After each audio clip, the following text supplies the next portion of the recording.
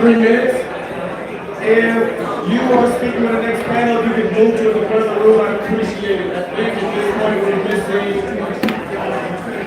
Carlos and just Carlos.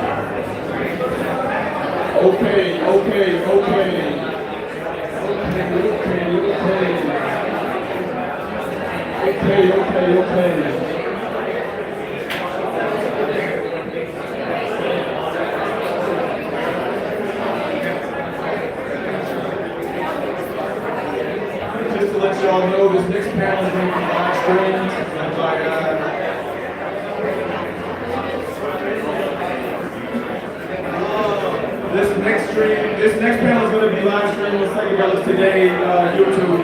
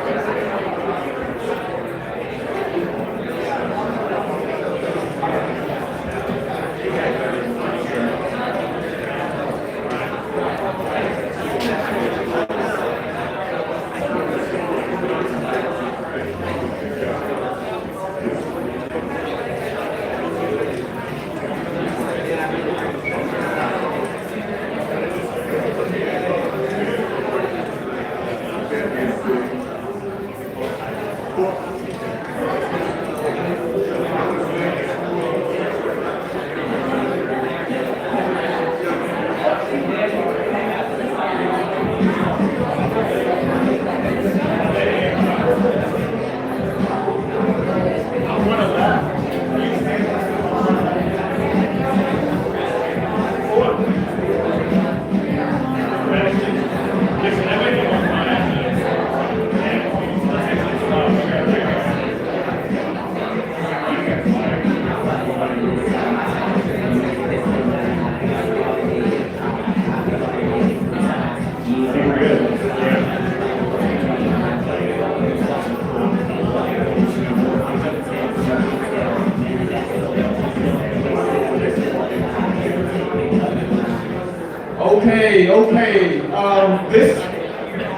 This panel has quite a few people, so I wanted to start it somewhat on time, so we're about to start it right now.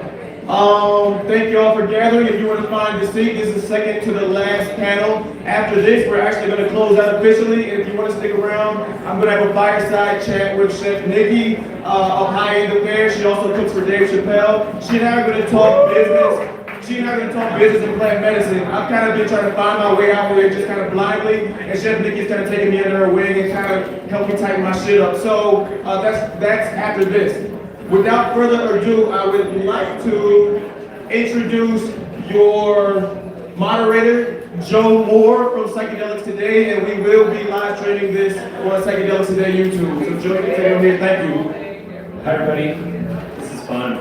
This is actually, I've been to a lot of psychedelic conferences, absolutely the most diverse psychedelic conference ever, so amazing job, Reggie. Thanks for making it from Oakland out here. Yeah.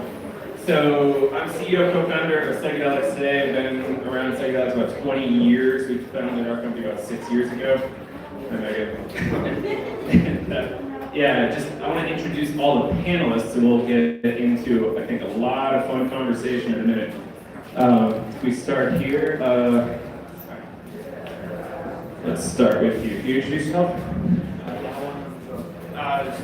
30 seconds. Might be a lot of people. Quick 30. Hi everyone, from Lagola, Chair of Decriminalization Nature, National Board from Oakland, and a pleasure to be here.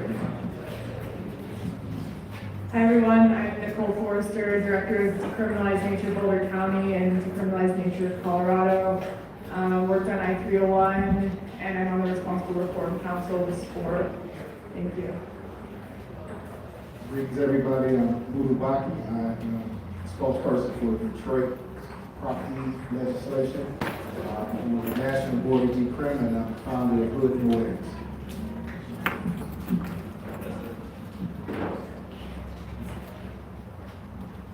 Learning. Matthew Duffy, go by Duffy, co-ecosystem director at SPOR. Grew up mostly in Hampton, Virginia. I lived in Denver for years. Really grateful for all of this. Thank you all for having me. I know you was a seven city boy, Duffy. What's on everybody? My name is Jacob Plowden. I am from Students for Sensible Drug Policy. I am the New York, New Jersey, Connecticut State Coordinator. Here to rep my boy Reggie called me in. I'm here to basically make sure students and communities are integrated in harm reduction and psychedelic wellness. Hi, I'm Veronica Lightning Horse Perez, owner of the Healing Ground, the Lightning Horse School of NLP, working with SPOR, the Life Coalition, and Responsible Reform Committee, and thanks so much for having me. Hey, what's up, y'all? I'm Brian Kim. I'm the political director of Decriminalized Nature Portland. Hello again. I'm Travis, Tyler Fluck, and I was co-leadership on 301, and after 301, I co-founded the Denver Mushroom Cooperative. Which I've heard a lot about. Go ahead. So we talk a lot about this, the solidarity and all of the way that this looks. This all costs to feed everybody at all costs. Ticket sales would not do it. When Jazz heard about what we were doing, Jazz here and your company Maya or your nonprofit Maya reached out and just says, hey, can we toss you something to help out? No strings attached. We support what you're doing. So can I just give you just a space, just a little bit? You didn't ask for this, but I want to give this to you real quick, please. Thank you, Reggie. I gotta say, Duffy did reach out, and it wasn't just out of the kindness of my own heart. My name is Jazz. I work with a company called Maya Health, which is a for-profit tech company in the space of psychedelics. We've seen a lot of those companies coming through, not really paying attention to the community. My goal and my role at Maya is to make sure we do pay attention to what's happening here, these conversations. And as a public benefit corporation, it's really important that we do donate to events like this to make sure that these voices are amplified and that we hear a diverse perspective as psychedelics are coming to the mainstream. So thanks so much. This has been an extremely informative day. And I'm really happy to call a lot of these people my community, people that I've been working with tirelessly. And I see you all. Thank you. Thank you.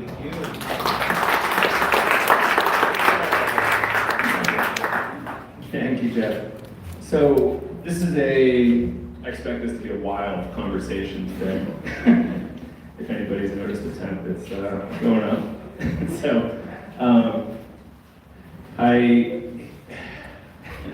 it's such a complicated topic. I hope everybody understands how complex this discussion is. Personally, for me, my end goal, I'm not going to live to see it. It's going to be buying LSD at Walmart 150 years from now without a prescription. But, we have a long way to go. Long way to go. And in the meantime, we're putting people in jail endlessly for all sorts of substances. That's dear to my heart, and we need to stop that right now, stop doing violence to people with our tax dollars. So we thank the president for a lot of that. Drug warrior number one, that guy. But let's get into this conversation. Okay, because this is not a drug conversation. This is not a drug policy conversation, from what I understand from some perspectives. But this is about religion, freedom, healing ourselves, and much more. So I kind of want to get into the heart of this. Honestly, it's a one-page proposal is a lot easier to read than a 16-page proposal, so I didn't read the 16-page proposal. But I have had a number of conversations about it. So can anybody speak to the larger, you're with sport, can you discuss the essence of what this bill, what's the language, proposal, initiative? Well, there's multiple pieces of language that have been submitted to the state. I think it was announced, I was walking around that yesterday, Decrim, Colorado, submitted a full Decrim initiative to the state. So that's, there's that. And there are actually 4 other pieces of language submitted to the state, all backed by a no approach, and then other people in the community here who've been working with them and different, quote unquote stakeholder groups, and that language is, there's some drafts of language that are very limited decrim, coming with a regulatory model for a facilitator framework, and then the newest batches of language from them are a more comprehensive decrim with the regulatory framework, more equity measures in the regulatory framework. But there's a lot of questions about pieces of the language. Where does power actually reside with the campaign? There's an advisory council that's supposed to work with the governor to determine the rules for the department that will set all of the regulatory rules. And That's similar to how Oregon's rolling out with the kind of citizen-led group. It is similar. There's some disagreements. Well, the question is, with the council, it's similar. Yeah, it's definitely similar. And everything I've heard from Oregon, even the most staunch proponents of that have agreed that whole advisory council thing is a huge shit show in Oregon. I started to do a show twice weekly documenting the shit show. It's quite exciting. It makes for a lot of media. But yeah, it's democracy is ugly. All All right, Nicole, can we hear from you about what's going on comparatively to this model in your bill or initiative? Yeah, so ours is an initiative that we sent into the state. It has a hearing on the 11th, and the title could be set as early as February 16th. That means that we would then be collecting signatures to get on the 2022 ballot. You're right, it's a page long. All it does is revise the Controlled Substances Act, decriminalizing Schedule 1 entheogens, mescaline, ayahuasca, psilocybin, psilocin, and ibogaine. Mescaline does not include peyote. And it would just decriminalize the possession and use of those things as well as the facilitation and the possession of paraphernalia. It doesn't cost anything to implement. It's very simple. It doesn't create a regulatory framework. It doesn't legalize. It only decriminalizes. The state actually already has changed the title to include the word legalize, incorrectly misunderstanding it. So if you do see it, know that it's not legalization, it's decriminalization. Almost every media outlet. So Yeah, like the press gets it wrong all the time, and that's a really key education point. Is like, what is the difference between decriminalization and legalization? lay that out for us. Yeah, so I mean, right now you can legally access psilocybin if you do an FDA trial. So, and that's like really the only way. But tons and tons of people go to prison for it, and we saw with cannabis, you know, when cannabis became legal, more and more people went to prison because it wasn't decriminalized in all of the places that it became legalized. Decriminalization is, you know, at the local level, essentially a city saying, you know, the state law that you can arrest people for possession and use, we don't agree with it, so we're going to protect people that are doing it. Then at the state level, it's the state saying, you know, people that possess and use this aren't criminals, we're going to protect them from the unjust federal law. When you legalize, you decide who can and cannot possess and use. And so if you don't... Lay that out for me. Yeah, How is so... that the case?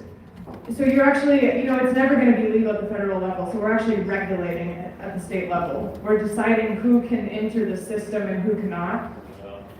And that's what gets decided in those 16 On the manufacturer pages. side, or how? Well, Because anybody over 21 in Colorado can buy cannabis, I think.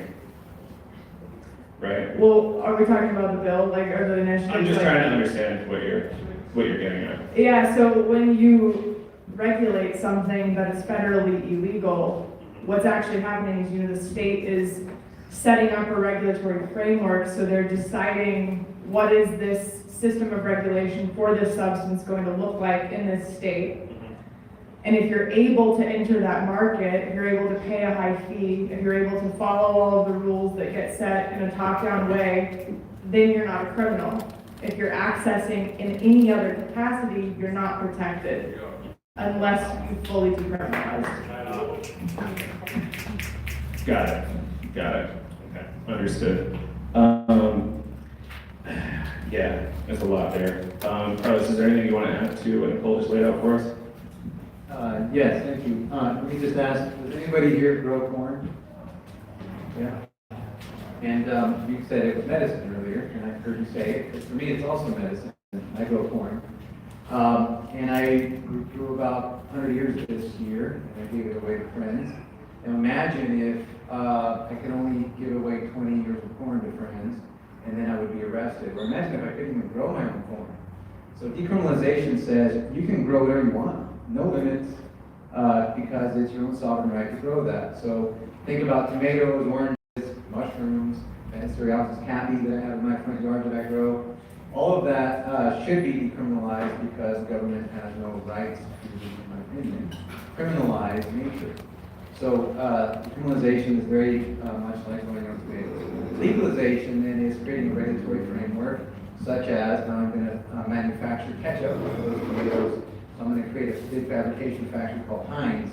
That's the legalization, and so that's very exclusive to people who can afford manufacturing, can afford to set up those kind of things. And we're seeing in California, people being pushed out of cannabis, particularly BIPOC, being pushed out of cannabis because they can't afford the $40,000 permit fee that would for example, or the $2.5 million for a cultivation facility. That's regulation.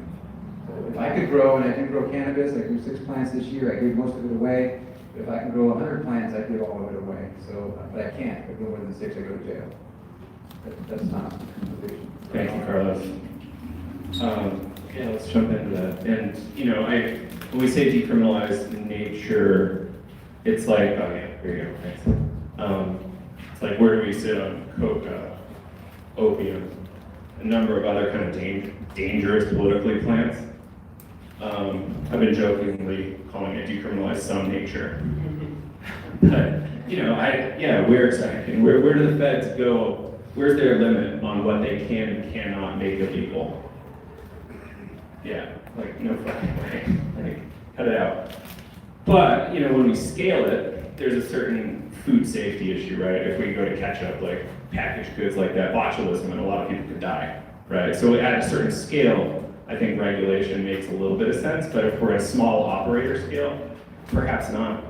I was talking to Reggie recently about how markets might self-regulate in perhaps like Oakland, where you can buy mushrooms or other plants. Well, actual plants, not fungi. Thank you. And if somebody got hurt by the product being tainted in some way, the market would self-regulate. But there's still that one person or a few people that might have got hurt. And where do we draw that line? That's where it becomes really politically, philosophically complicated. So I'm all about it. You want to jump in? Yeah, I mean, connected with that whole concept is the idea of legal reform and all. And part of what drives this question of legalization is tort law. It's the ability of anybody to sue and destroy someone's life. And so that's a whole philosophical question in and of itself when it comes to liberation.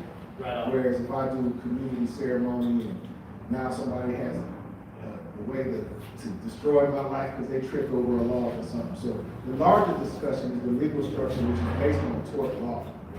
You know, and that's a whole other discussion, which drives regulation and everything else, and the justification for regulation. Well, we gotta have it, because somebody's gonna get sued. But as we reform that concept, then that's a whole other discussion anyway.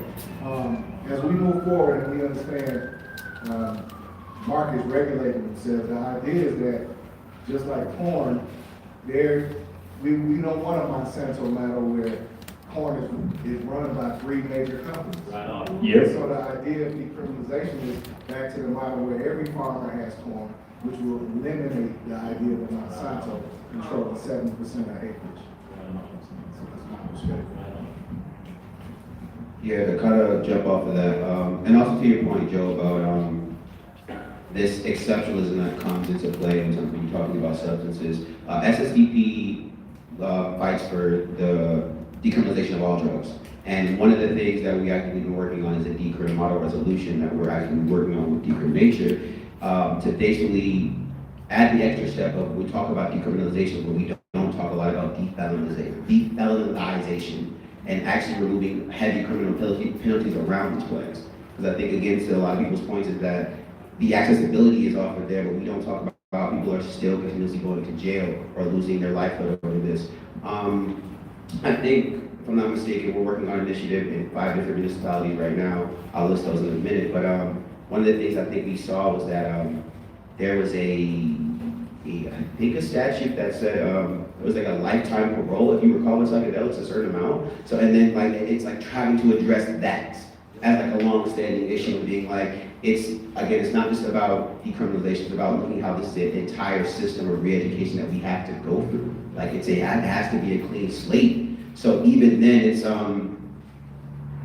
the point I've been hearing heavily is that we have to do this meticulously. We have to be very careful about this because once these legislation is laid out, the work ain't done. If the show ain't done, it's like you really have to make sure, like stepping into the neighborhoods.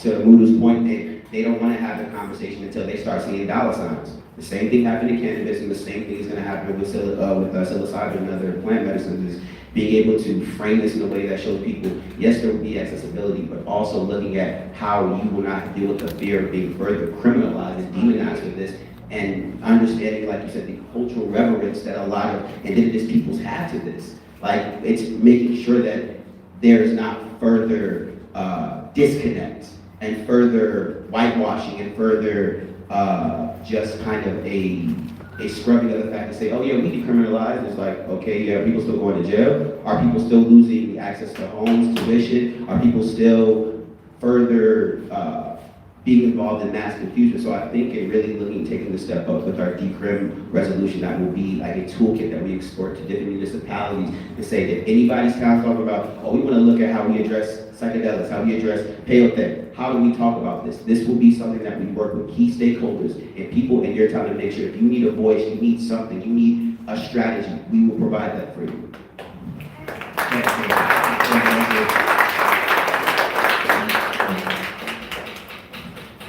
And I think it's important to talk about, like, we're not, at least like in Portland, we're not against like a therapeutic model. We're not against people having access to something regulated through the Western medical model. But to have those things, to have licensing barriers, to have class access barriers without decriminalization is a stunning replication of the colonial model, and one that we should not be continuing. And I think the other thing that I really want to call out about the philosophy, if we call it philosophy of the regulation crowd, and I've heard this so many times of oh, well, we have to make sure this is done safely because the medicine's really powerful. And it's almost always condescending, well-educated, white medical professionals who all took this medicine unregulated, but they don't have the fucking faith in the working class or indigenous people or people of color to take their own medicine and to be in charge of their own healing, you know what I mean? So at the end of the day, one of the features of capitalist politics is a lack of trust in working people and colonized people. And if we're going to push against that, one of the things that's important about the decriminalization model is that we're putting trust in the hands of the people to take care of their own healing. If we want to talk about the right to healing, the right to your own healing and your own sovereignty is fucking important.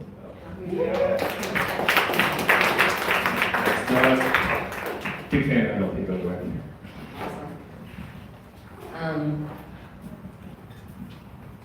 Yeah, I want to say on decrim. It's so necessary because this is going into the right to heal. What is, how your choice of healing. You don't want to use psilocybin, you don't have to use psilocybin, but being able to access psilocybin, if that is your choice, microdosing, ceremony, how you're going to use this, education around respect and reverence and where it came from, being able to access information from the elders. People have been using this for this long. This is such an important thing to be allowed to do without fear, without sitting in a ceremony and hearing a knock on the door and jumping out of your seat. Being in that fear place.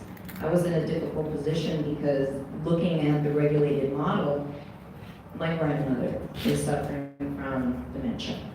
And she has that old programming and that fear.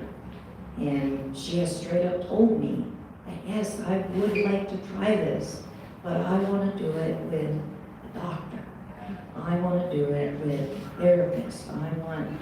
I would do it if the white coat told me it was okay and it was safe and I could go to an office and do it.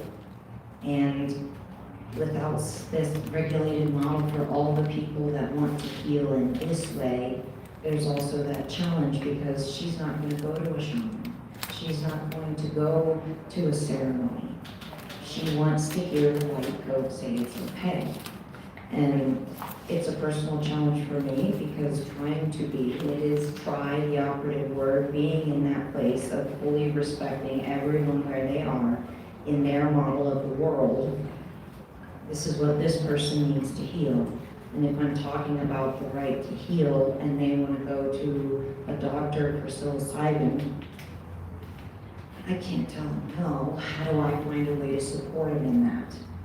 And this policy measure that's coming out, it's working towards doing that. It is decrim first. Absolutely decrim first. Because without decrim first, then yeah, you get the people coming in with the old way of thinking, and this is the money, and this is how we're gonna do it, and we're gonna have dispensaries, and you have to do what we tell you to do. It is setting up an advisory board, the purpose of which is to regulate the regulators. Written that you have to listen to the advisory board.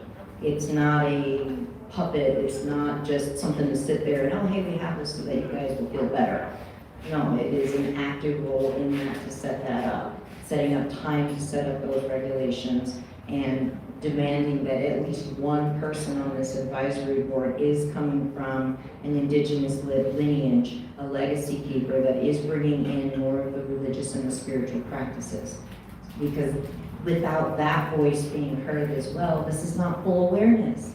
It's not full education. It's not bringing in all the pieces to the puzzle. Science is awesome. We're here a big part because of science. We're also here a big part because this incredible indigenous woman, Maria Sabina, listened to spirit and gave these spores to someone who did research on them, and all this is happening. It's all unfolding. I believe there's a reason that it's unfolding, because this is what we really need during these times, to awaken to the voices of the medicine, to remember that humans have healed themselves with all sorts of plant medicine since we've been here. This entire time, the little pill in a bottle is pretty new. And to get back to that, this is golden seal, this is Osha, this is psilocybin, this is lion's mane. Let's not forget the functional mushrooms here, the incredible thing that does. And for me, this is a big part of awareness, and trying to find a way to move past our triggers and our pain, our personal boxes, and find a way to look at other people's model of the world and do the best we can to serve everyone to the best of our ability. Yes. Thank you. Anything to add? Sorry, Mr. Baker. Wow. Pretty much most everything, most of the content that I would talk about has already been presented, so thank you. You know, in my own personal work, I've been learning to remove expectation and projection, you know, out of the way I think things should happen. But I still maintain an opinion, you know, that's rooted in my thoughts, opinions, and beliefs. Perception is actually an action. And you know, I think that legalization without decriminalization is what we call Prohibition 2.0. And unfortunately, because the common person is inundated with so much information, they tune out when we start to bring these issues up. Because we ultimately need the votes to create the critical mass and societal shifts to make this stuff happen. One of my criticisms about the therapeutic access model is that as a space holder, as a facilitator, I have befriended everybody that I work with. So there's not just a prep session, a peak experience, and one integration session. This is a lifelong commitment. This is community building. And you know, to charge somebody for a peak experience and then allow them to go back to the fucked-up situation from whence they came isn't really how we can honor this healing as much as possible. So again, it defers that responsibility to the community again, while capitalizing on the peak experience part of it. When I got involved in this work, the decriminalization message was very simple to me. People should not be going to jail for this shit, and that all of these laws were passed without science, with political agenda. And this is borrowed nostalgia on my part. I wasn't alive for Nixon, but I borrowed that nostalgia, you know? And again, bringing it back to the common voter that doesn't really care about any of this stuff, you know?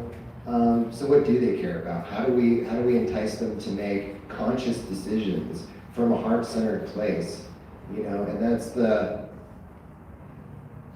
passion from the people that do this work. There's something like, what's that term? Je ne sais quoi, that thing that's undescribable, you know, that somebody has. And when I was training petitioners, I taught them how to take no's as literally the best shit ever, because it allows you to get to the yeses. So that person that gave you the no, what they're taking with them is like, I didn't pick up on what they were putting down, but they were really great people, you know. And I think that plants a seed. That plants a seed. So if I had my way, I would decriminalize first, and then allow that system to take root and those intelligent pieces that are already here with us. The underground has been doing this, and that's where the power lies. And as soon as we do something like this, we hand that power over to individuals that, in my opinion, are not working with this medicine. They think that it cures depression and anxiety, which that is a feature of the work, but the real mechanism is being exposed to the divine. That when, in traditional Chinese medicine, one of the tenets is that the body has the innate ability to heal itself. It just needs to be reminded. It needs a mnemonic device. So these compounds, I'm getting chills, crazy. The etymology of the word remember, you have to have been dismembered to remember. So that something we had access to has been taken from us. And now we have to like prostrate ourselves to society to get, you know, these little pieces of it back. When from a power position they were able to just like, with one stroke of a pen, they were able to create stigma and really confuse people. So I will run my own personal campaign of values and showing up for the medicine, minus what this policy looks like. But yeah, at the end of the day, my opinion is that decrim first and allow it to permeate culture. And we might not get to some of the people that are on this planet right now, but this shit is sacred. And I don't know that I would be able to access the sacred going to a doctor appointment. You know, somewhere along the line, I'm talking about, I'm sorry, thank you. Rockefeller, everybody knows that name, Rockefeller decided, you know what, let's really say that folk medicine is hokum. Let's discount it and let's go with the ways and means that we can profit by accentuating patented preparations of the things that occur in nature without side effect. And that's also borrowed nostalgia there. The other person, and then I'll wrap up, Louis Pasteur figured out that if we just sterilize everything around us, we'll be safe. You know, and going back to traditional Chinese medicine, if you nourish the body, then it will be safe. So there's a lot to think about. Thank you. Thank you. Thank you for those awesome bro bags too. So that's beautiful, thank you. So I'm learning a lot here, this is helpful. So I really do appreciate that idea of kind of cultural permeation first, before we sort out a regulatory model. Like this idea in cannabis that you can only grow 6 plants or something. You have more than that, you're in deep shit. And largely that comes down to tax revenues, kind of like crazy incentive structures. And it's like, we need to kind of like, let's understand our structure. But, okay, so does anybody have an idea? Well, one of my biggest cruxes in this conversation is that we're not being holistic. As I said in my, we had a little one-way email exchange, I read it this morning. But, you know, my point was that people are still going to prison. Even if this plays out the way we hope, people are still going to go to jail for drugs, generally speaking, substance, generally speaking. And that's like, is that phase 2? Is that like an ideological phase 2? Do you want to jump in on that, Carlos? I'd love to, yeah, because we received a lot of pushback saying that we're engaging in psychedelic exceptionalism. And the first thing that I want to point out is that the reason I got into this movement was because so many of my own family have died, gone to prison, or any other number of things happened from drugs. So I'm not immune to the fact that drugs have devastated my community. They've also gone to prison, by the way, a lot, or suffered even before the war on drugs, based on the war on melanin and the war on there's people, the war on immigrants in this country. So even if we get rid of the war on drugs, I want everybody to stay in the fight because we still have to correct the economic disproportionality of the benefits of this. And so one of the challenges I have is when people say, well, it really shouldn't be about ending the war on drugs. No, it really should be about ending the war on people who are marginalized. It should be about destabilizing capitalism and replacing it with something that's more compassionate towards humanity. Right? So we'll do that if we can decriminalize and allow people to culture to permeate. So I want to share though that Decrim Nature has a 5-point plan for restabilizing communities in this endeavor of decriminalization. The first one is to decriminalize anti-Indigenous, stop people from going to jail for trying to heal their people, and we're talking about people, marginalized people, and that's not a psychedelic exceptionalist thing if you want to try to heal your people from intergenerational trauma. So decriminalize anti-Indigenous. Number two is to protect sacred ceremony. Right? Because it's going to be under threat if it's all about profiteering, it's all about therapy, it's all about medical, then we will see enforcement against sacred ceremony. So in Oakland, we've already passed decriminalization resolution. We also passed protection of sacred ceremony for that reason. The third thing is to build local economy. That's this. So in Oakland, we're actually building local economy now. We're passing regulations that will keep corporations out of sacred plant medicines and make sure that it's the people who can build local economy, the artisans, the space holder, the indigenous practitioners are the ones who benefit from the value creation. We're not saying profiteering, we're simply saying build local economy. The fourth thing is to tax at the synthetic production of the FDA, when we're talking about reparations, when we're talking about land back, when we're talking about biodiversity protection, where does the money come from? It doesn't come from decriminalization, it comes from legalization, right? They're the ones who are going to make big money. That's where we get the money for reparations. So when we're talking about supporting local community, that's where we get the money. That's the big guys pay, right? The ones that are extracting our common area compounds that we've developed with nature that they're going to try to synthesize now and make buco bucks. Let's have taxation on that. And the fifth thing is relationships with indigenous people around the world so we don't continue colonization around the world. So those are our 5-point plans. We're doing it in Oakland and we're here to support other groups to do it. The last thing is I'll say the ecosystem that we envision includes not just decriminalization. That has to happen first.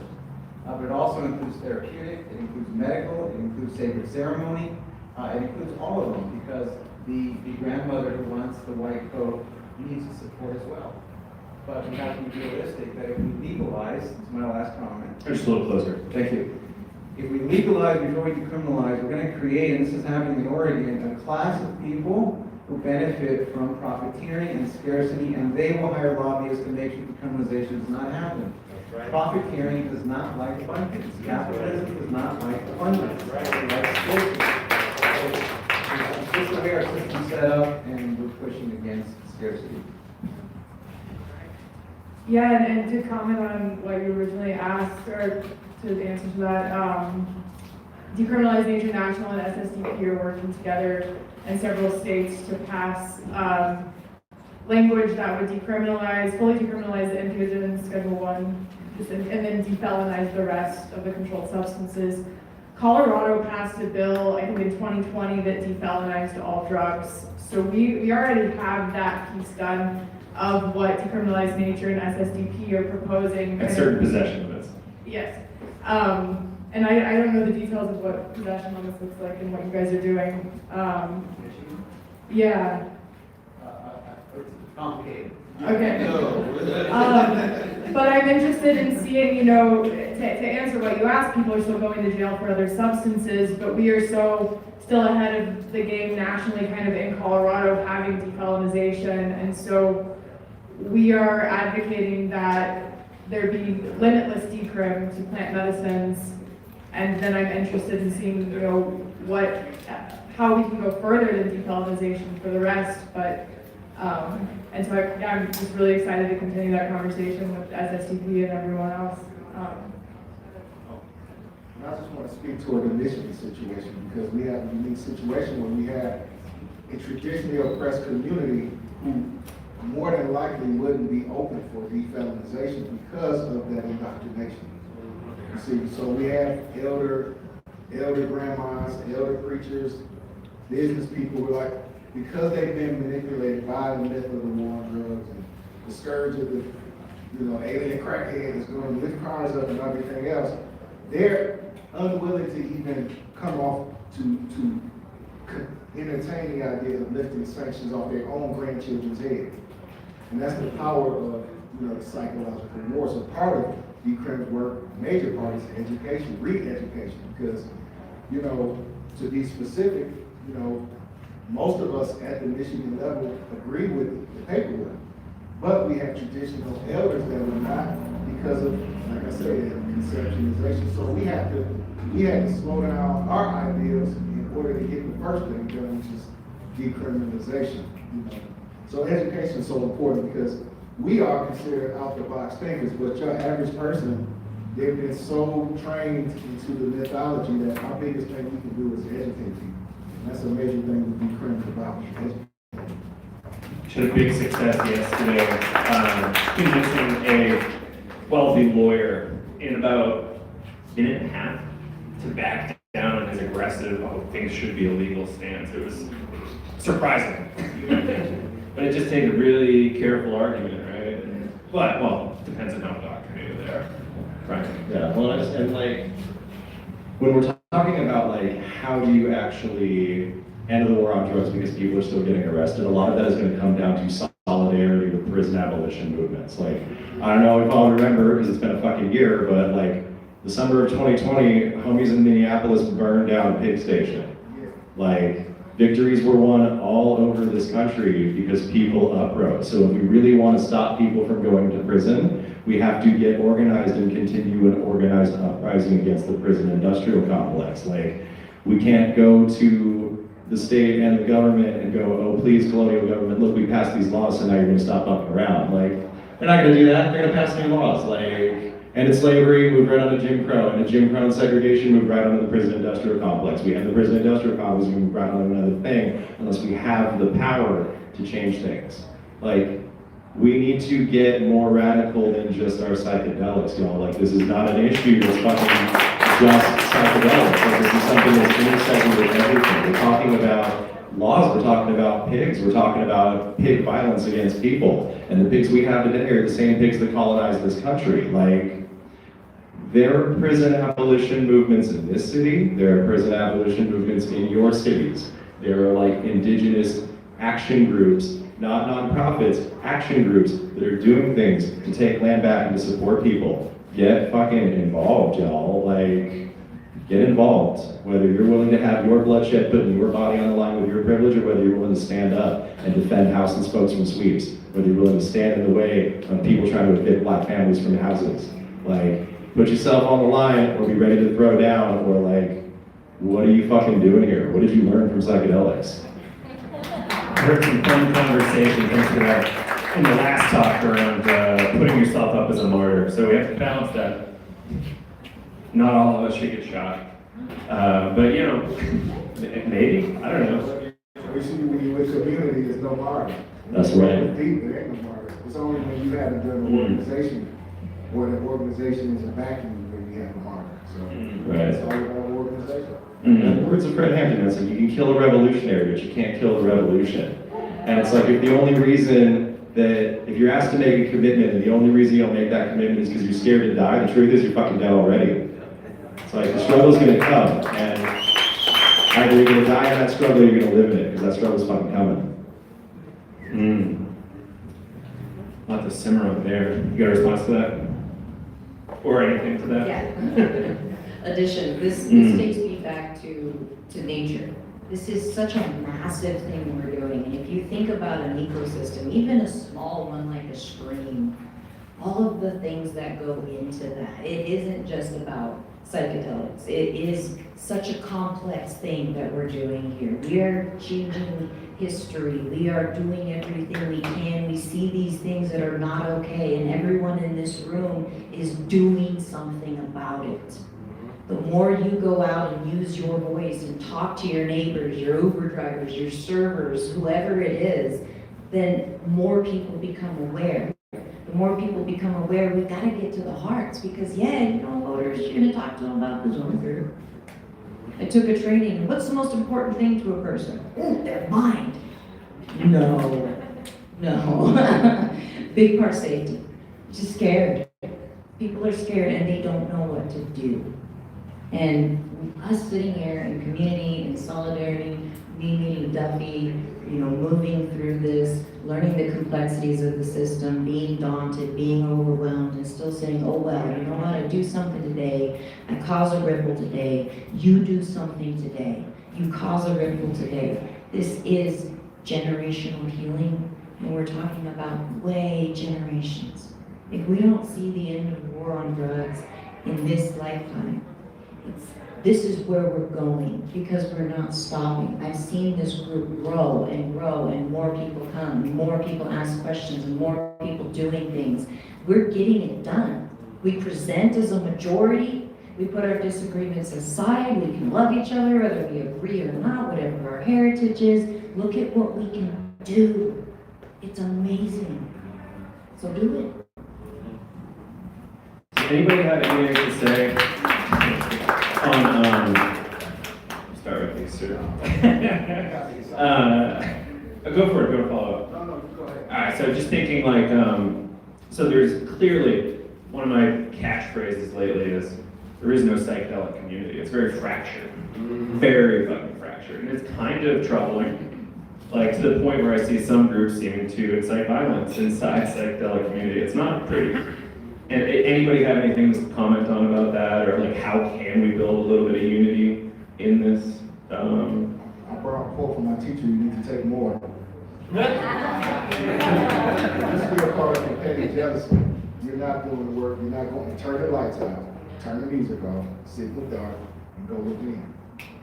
That's what it comes down to, because what we talking about is this, and I'm gonna just be real blunt. When we do this decriminalization, when we talk about sacred plant, what we're doing is we're recruiting a very powerful tool for our liberation, which is sorcery.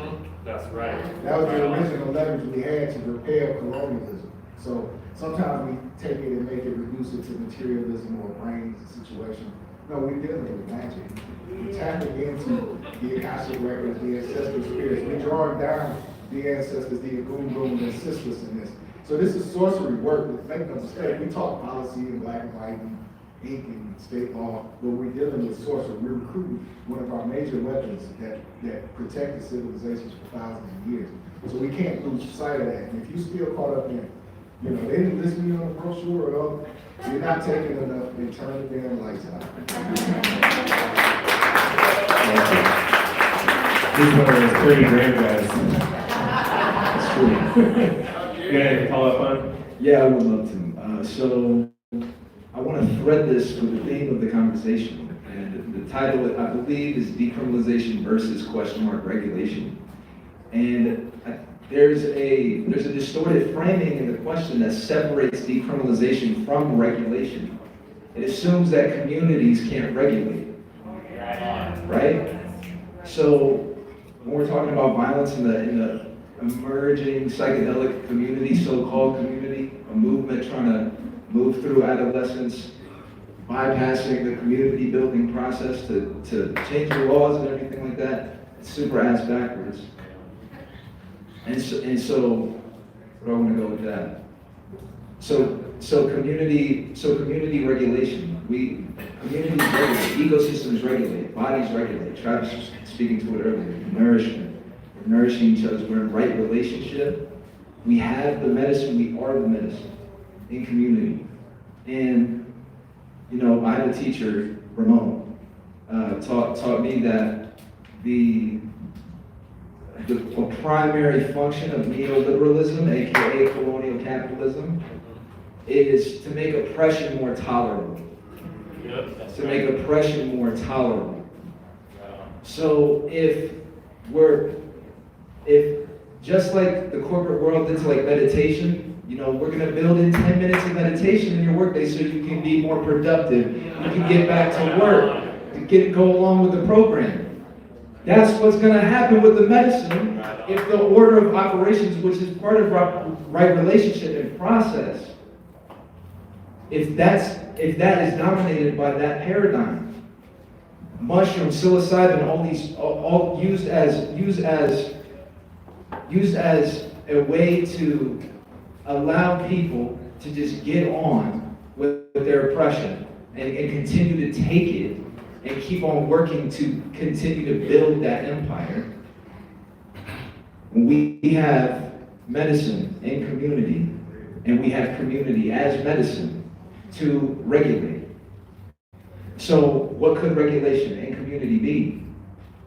And what could the synthesis between, where could right relationship be between the therapeutic, the medical model and all that, and community stewardship? It has to be nested in the ecosystem of community. So if we decriminalize first and we give the ecosystem the space to be fostered so that communities can regulate. The medical paradigm no longer is the gatekeeper.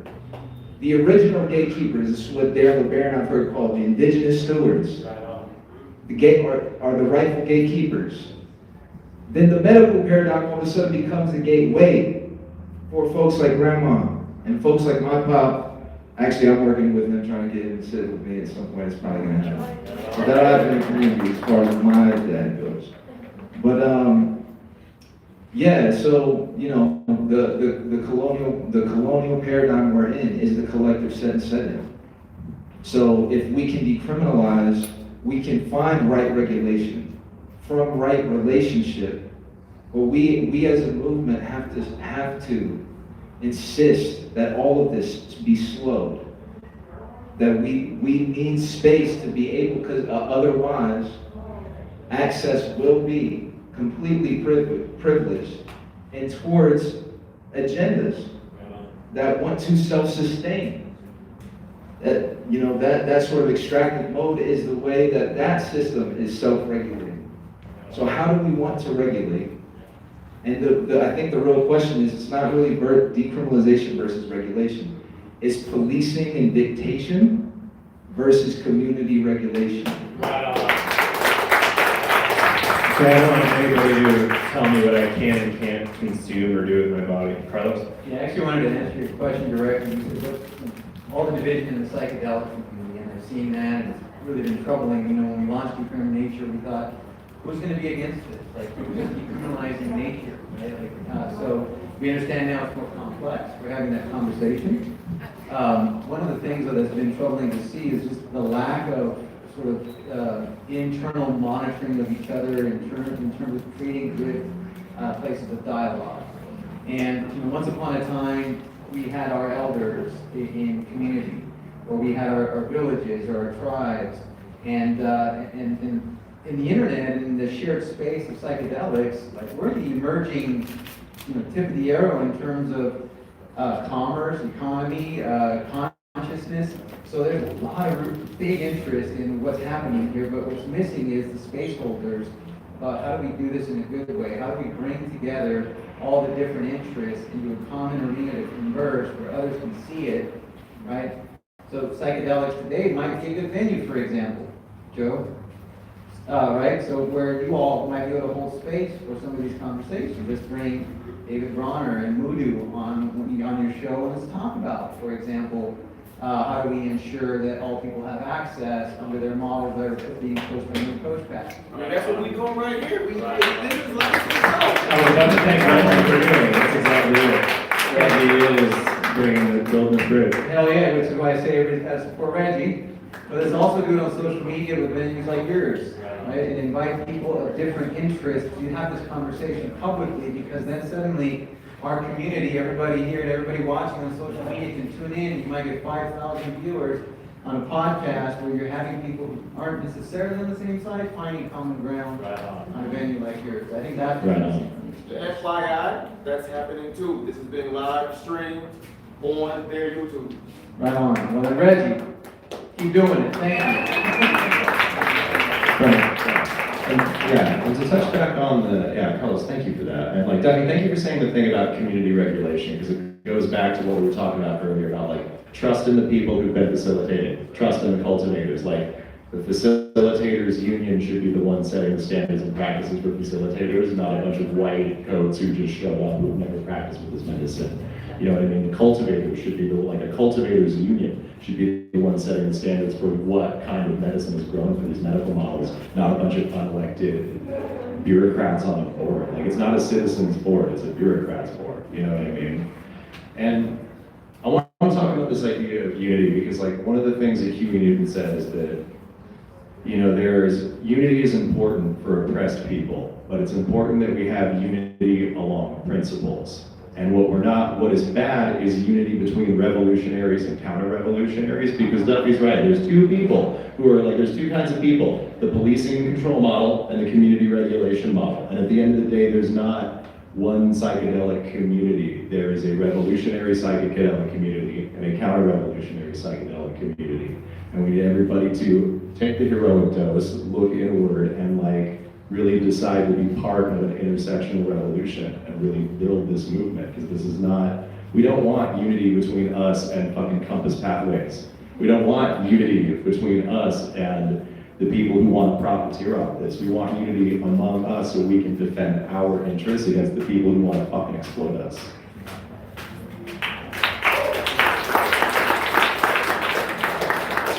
Yeah, 5 minutes? Yeah, 5 minutes. 5 minutes, Nicole. Yeah, to comment on your question about the fracturing in the system, you know, that's a result of everything being forced underground and being criminalized. We've had to, you know, fracture into who we feel safe with,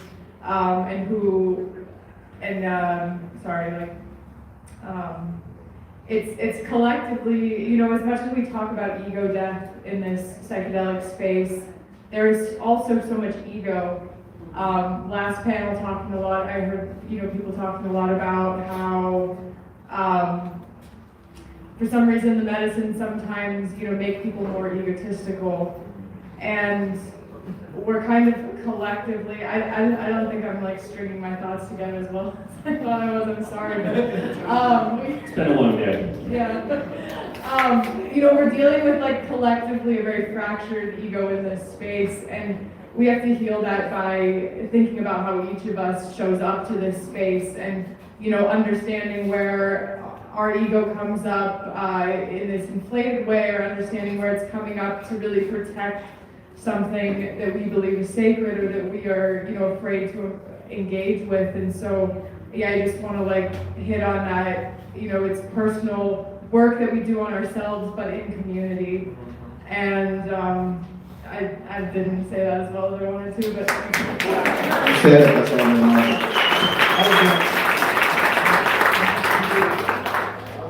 speak to Duffy. You know, it's funny that the same corporates that say, oh no, we need regulations, they're scared to death of cancel culture. Like, that ain't but that's how people policing each other. Right? So they're terribly afraid of the very concept that they say doesn't exist. So we need to figure that out. Yeah, just a couple, let's start doing some questions. Should you do, anybody want to jump in first here? If anybody has a question of any of these folks, the floor is open, community agreement still stands. Yeah, just raise your hand. Yep.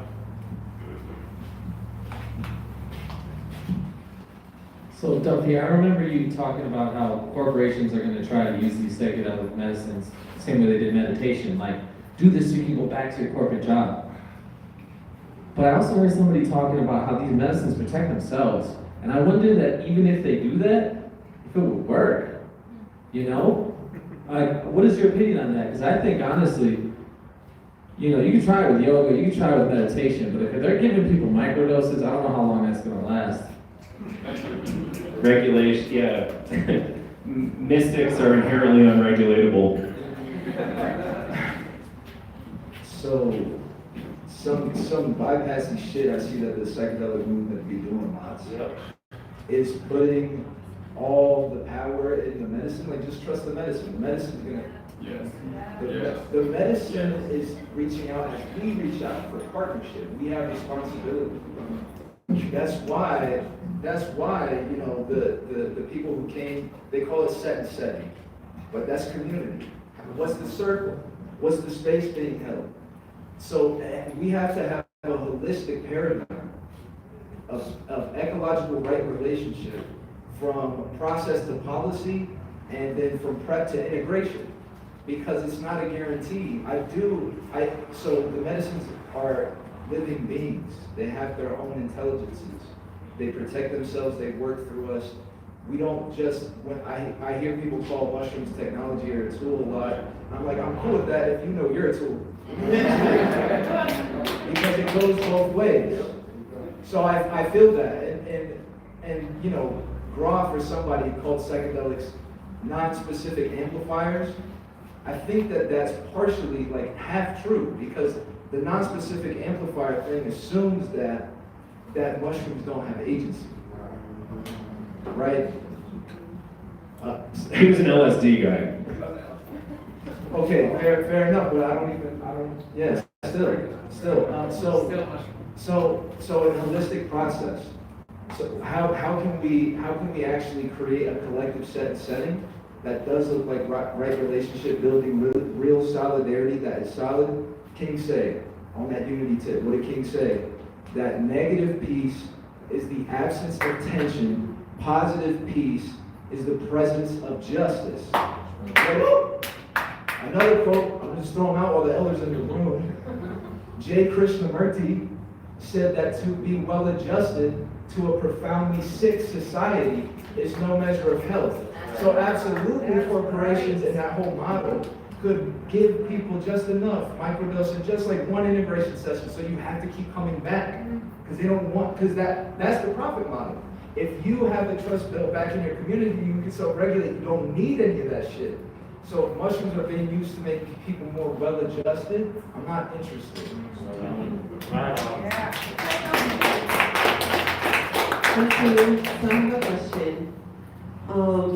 We talk about inclusion, we talk about community. With the recent experience that has happened in including indigenous voices into be more included into the movement, what type of reparations of building trust in a compassionate and loving way is all the criminalization movement willing to do or present to truly reach out more to marginalized communities?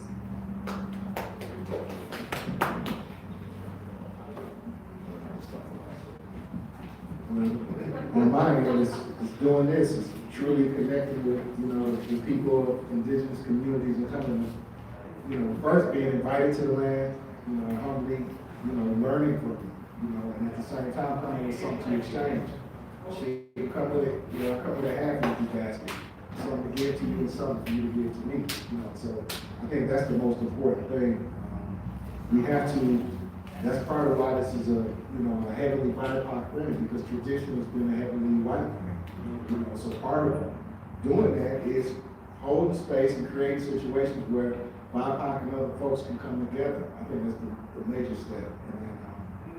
Not taking the BIPOC's head off and they don't do everything perfect. Right. Because it's a working process, building plan in the air. Another thing to that point, Voodoo, is like you said, coming in and recognizing we don't know all the right questions. We need reference from your tribe and your people to make us better understand how we're going to access these laws and make sure there's not further repetition or further extermination of this plant being lost forever, because there's just widespread capital grasp of this. To Duffy's point, we need community organization, not corporate sanitation. We don't need to be wiped away for there to be like, oh, this refined form of the psilocybin. It's like, nah. If cultivators and people on the ground know exactly what they're doing, it's more so about, like you said, this evolutionary connectivity from decrim to regulation, not a separation. And personally, what I've been doing for months is being on the phone, going to different sweats, and just talking to as many different people, mixed and stress-free, full-blooded, doesn't matter the tribe, doesn't matter where they live, Colorado, anybody that would talk to me, asking them, what do you think? What do you want? Where are you at? And then they'll refer me to, you need to talk to so-and-so, go talk to so-and-so. And it's been a really cool thing because I've been able to meet so many people doing so many different things. Horses using healing, food using healing, sustainable growth, the community, and that's why this is so cool, because the community is so much bigger than we can possibly imagine sitting here in this room, and that's all I've been doing is talking to them and learning from them. Things I would have never thought to ask, never thought to question, just by sitting there and saying, hey, if you're willing to teach me, I'm willing to listen. Thank you. Next. Appreciate it. Yeah, good wrap. All right, real quick. So I see that on two fronts, interpersonal and then policy. The easier one's policy, so I'll just speak to that and then I'll come back to interpersonal. Renee, I really appreciated when you raised issues of biodiversity, land back. Where are those in decriminalization bills? Where are those in legalization bills? And you really made me think about that. And then I thought, well, where did the cannabis movement legalization movement start to bring in expungement in some of these? It's because the issues rose to high importance in the conversation, what we need to do now is when we hear that, how do we collectively raise the issues of land back, the issues of respect for indigenous communities, for allianceship, not just on plant medicine, but across issues that affect indigenous people. So I want to thank you for raising that. I'm reflecting on how we bring that in. It is through the legalization and pressuring the legalization process to focus on land back, biodiversity, and other issues that affect the indigenous communities of the U.S. Interpersonally, I really am going to get back to beautiful leaders like yourself. Thank you for that question. Holding space for community and us figuring out how to have these dialogues in a good way, and recognizing that not all of us are where we need to be in terms of our personal emergence. We come from different places. So patients, as Reggie mentioned, but also folks like Mudu on our board, please talk to him, to Julie. They really know how to hold space, and they hold the rest of us on the board accountable. So you got some really great allies here on the Decriminalization board. So. I'm going to grab this and then I'll let you go there. So I just want to thank everybody up here for just having the balls to stand up here amongst people who you know might not agree totally. I invited more people here so that you would have more voices, and last minute those voices opted out. They said they had COVID. But I know it would have been a hard conversation, and so, you know, like what they have to say or not, right now, these people are moving it forward, and all my objective was to connect them for y'all, so that you can know who they are, you can ask your questions in a public forum. And so my hat goes off to y'all for your work and for your service up here. Thank you, everyone. Thank you, everybody, for being here too. This is awesome. Big, important dialogue. Reggie, I'm giving somebody another voice.